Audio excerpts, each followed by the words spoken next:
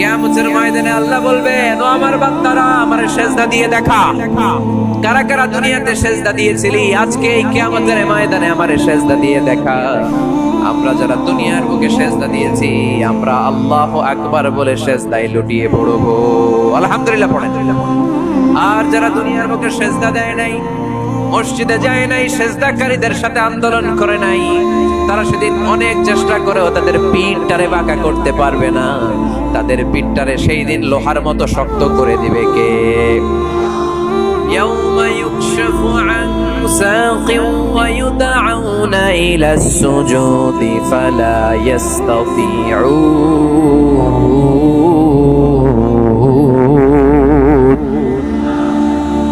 সেদিন আল্লাহ তাআলা উনার পায়ের গোছা উন্মুক্ত করবেন, পায়ের গোছা দেখাবেন আর বলবেন, সিজদা দাও, সিজদা দাও।